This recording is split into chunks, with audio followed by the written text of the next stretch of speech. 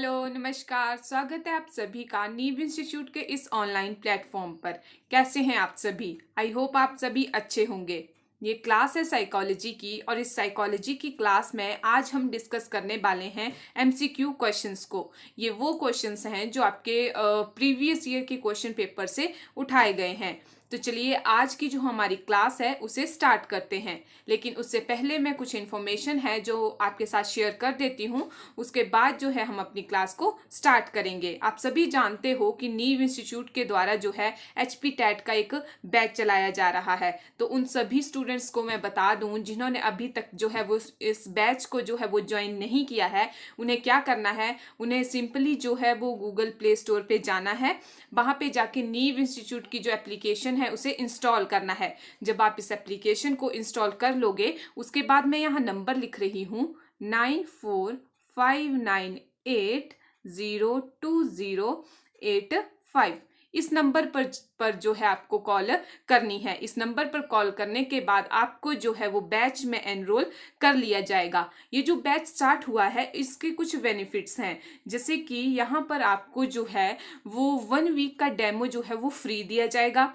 Daily classes होंगी, weekly test और Qs होंगे और डाउट सेशन भी यहाँ पे रखे जाते हैं। जो मोस्ट इंपॉर्टेंट बात यहाँ पे आती है सामने, वो ये आती है कि इस बैच का फी स्ट्रक्चर जो है वो कितना रखा गया है, यानी फी जो है वो कितनी रखी गई है। अगर मैं फीस की बात करूं तो यहाँ पे फीस रखी गई है 1999, यानी कि 2000 रुपए के अंदर आपको यहाँ पर एक फुल बैच जो है एक तरह से एचपी टैट का देखने को मिलेगा। इसी के साथ एक और इम्पॉर्टेंट बात यहाँ पे सामने आती है, वो है 20% डिस्काउंट फॉर बीपीएल स्टूडेंट। वो स्टूडेंट जो बीपीएल कैटेगरी से बिलोंग करते हैं उनको जो है यहाँ पर 20% जो है वो डिस्काउंट दिया जाएगा।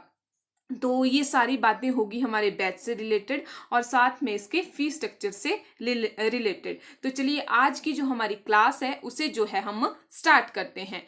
आपकी स्क्रीन पे क्वेश्चन नंबर 1 आपको दिख रहा होगा। बच्चे की बुद्धि लब्धि यानी कि आईक्यू की बात हो रही है, 90 से 110 के मध्य है। यानी 90 से 110 के बीच में बच्चे की बुद्धि लब्धि है, यानी कि आईक्यू है। तो ऑप्शन नंबर ए है सामान्य बुद्धि, ऑप्शन नंबर बी है प्रखर बुद्धि, ऑप्शन सी है उत्कृष्ट बुद्धि और ऑप्शन नंबर डी है प्रतिभाशाली बुद्धि। तो वो जो बच्चा है जिसका आईक्यू 90 से 110 के बीच में है वो कौन सी बुद्धि का जो है वो बालक कहलाएगा। तो आपको पता है ये जो रेंज होती है 90 से 110 वाली, ये कौन सी होती है? ये एवरेज स्टूडेंट की होती है, यानी कि सामान्य बुद्धि वाले बच्चे की होती है। तो क्वेश्चन नंबर फर्स्ट का यहाँ ऑप्शन नंबर ए जो है वो करेक्ट हो जाएगा, दैट इज सामान्य बुद्धि। उसी तरह से क्वेश्चन नंबर 2 है यहाँ पर मानसिक आयु यानी कि मेंटल एज शब्द का सर्वप्रथम प्रयोग किसने किया? ऑप्शन नंबर ए है बिने, ऑप्शन नंबर बी है गॉल्टन, ऑप्शन नंबर सी है टर्मन, ऑप्शन नंबर डी है स्पीयरमैन। तो जो मेंटल एज जो वर्ड है, जो मानसिक आयु वाला जो शब्द है, उसका प्रयोग सबसे पहले जो किया था वो किसने किया था? बिने के द्वारा जो था वो सबसे पहले इसका प्रयोग किया गया था। तो क्वेश्चन नंबर 2 का जो सही आंसर होगा वो होगा ऑप्शन नंबर ए यानी कि बिने।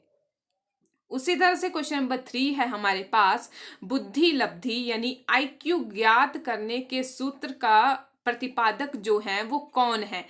यानी कि अगर मैं बात करूं कि जो आईक्यू है इसको इसका जो प्रतिपादन है वो किसके द्वारा किया गया। ऑप्शन नंबर ए है विलियम स्टर्न के द्वारा, ऑप्शन बी है टर्मन, ऑप्शन सी है बाइगॉस्की, ऑप्शन डी है गॉल्टन। तो जो आईक्यू का जो फॉर्मूला है, जो आप सभी जानते हो आईक्यू का क्या फॉर्मूला होता है? आईक्यू का फॉर्मूला होता है आपके पास mental age upon chronological age into 100। ये जो होता है आपके पास आईक्यू का फॉर्मूला होता है। तो इसके प्रतिपादक के बारे में पूछा गया है।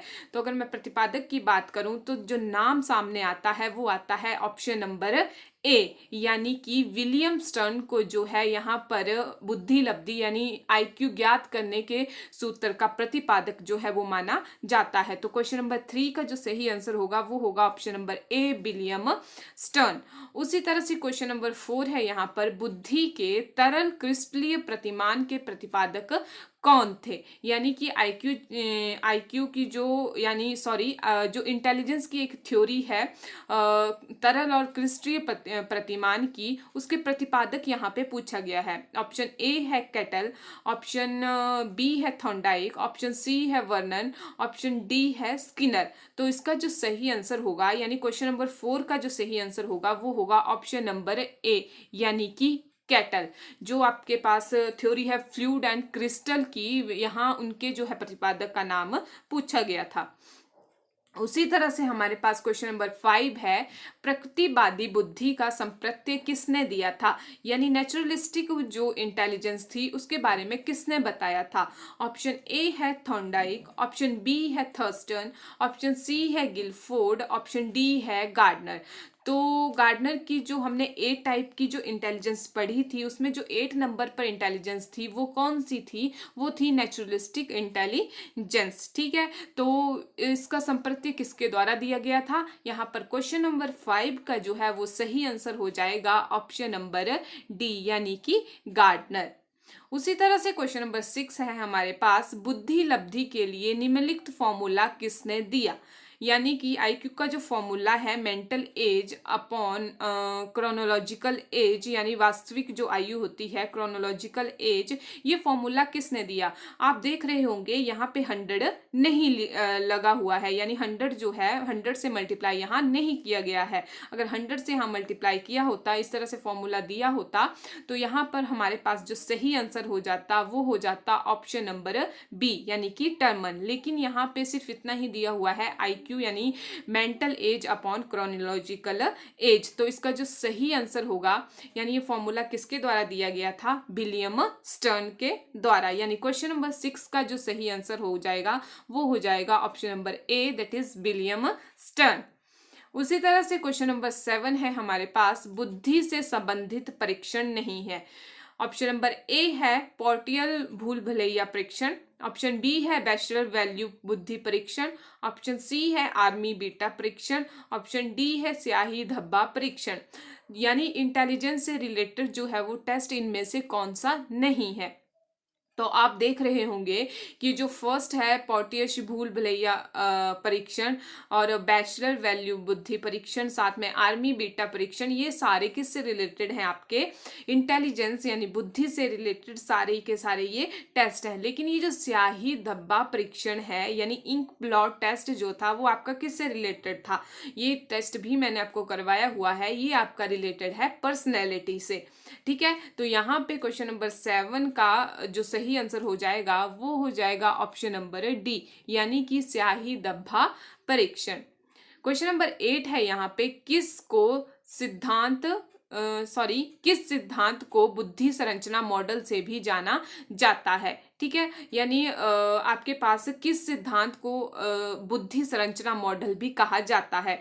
ऑप्शन ए है त्रिआयामी सिद्धांत, ऑप्शन बी है समूह तत्व सिद्धांत, ऑप्शन डी है बहुतत्व सिद्धांत, या ऑप्शन नंबर डी है यहाँ पे पदानुक्रमिक सिद्धांत। तो ये जो आपके पास ये जो बुद्धि संरचना मॉडल है यानी यहाँ पर जो है वो स्ट्रक्चर ऑफ मॉडल भी इसे कहा जाता है, ये किस सिद्धांत को जो है आपके पास कहा जाता है? तो इसका जो सही आंसर होगा वो होगा त्रिआयामी सिद्धांत। यानी क्वेश्चन नंबर 8 का जो सही आंसर होगा वो होगा option number A, that is त्रिआयामी सिद्धांत।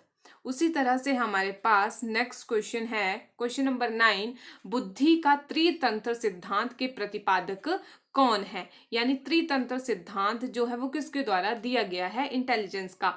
ऑप्शन ए है रॉबर्ट स्टर्नबर्ग, ऑप्शन बी है विलियम्स, ऑप्शन सी है वर्ट एंड वर्नर, ऑप्शन डी है गॉल्टन। तो ये जो त्रितंत्र सिद्धांत है यानी कि ये जो आपके त्रितंत्र सिद्धांत है ये किसके द्वारा दिया गया है ये पूछा गया है। तो इसका जो सही आंसर होगा वो होगा ऑप्शन नंबर ए, यानी कि यहाँ पे सही आंसर हो जाएगा आपके पास रॉबर्ट स्टर्नबर्ग, जिन्होंने त्रितंत्र सिद्धांत जो था वो दिया था, यानी कि पीसीए की उन्होंने बात की थी। पीसीए, त्रितंत्र सिद्धांत में पीसीए की बात की थी। पीसीए यानी प्रैक्टिकल इंटेलिजेंस के बारे में बताया था उन्होंने, एनालिटिकल इंटेलिजेंस के बारे में बताया था उन्होंने, और सी से उन्होंने बताया था आपके पास कॉग्निटिव, सॉरी यहाँ पे क्रिएटिव इंटेलिजेंस के बारे में उन्होंने यहाँ पे बताया था। इन 3 इंटेलिजेंस की बात जो थी उन्होंने यहाँ पे की थी रॉबर्ट स्टर्नबर्ग ने। क्वेश्चन नंबर 10 है यहाँ पे, आज के लिए लास्ट क्वेश्चन है, किस सिद्धांत को परमाणुवादी सिद्धांत भी कहा जाता है? ऑप्शन नंबर ए है एक तत्व सिद्धांत को, ऑप्शन बी है द्वितत्व सिद्धांत को, ऑप्शन सी है यहाँ पे होगा बहुतत्व सिद्धांत। ठीक है, भूतत्व सिद्धांत नहीं होगा, यहाँ पे होगा बहुतत्व सिद्धांत को, या ऑप्शन नंबर डी है समूह तत्व सिद्धांत को। तो यहाँ पर जिस सिद्धांत को परमाणुवादी सिद्धांत भी कहा जाता है वो सिद्धांत है आपके पास बहुतत्व सिद्धांत, यानी कि यहाँ पे थर्ड ऑप्शन जो है क्वेश्चन नंबर 10 का वो सही हो जाएगा। तो ये थे कुछ 10 क्वेश्चन आपके पास साइकोलॉजी के, और इसी तरह के एमसीक्यू क्वेश्चंस को और इस एमसीक्यू सीरीज को हम आगे बढ़ाते चलेंगे। और आई होप ये सेशन जो है वो आपको हेल्पफुल रहेंगे जब आप एग्जाम में बैठोगे और क्वेश्चन को सॉल्व करोगे। तो मिलते हैं अपनी नेक्स्ट वीडियो में, तब तक के लिए thank you, have a nice day.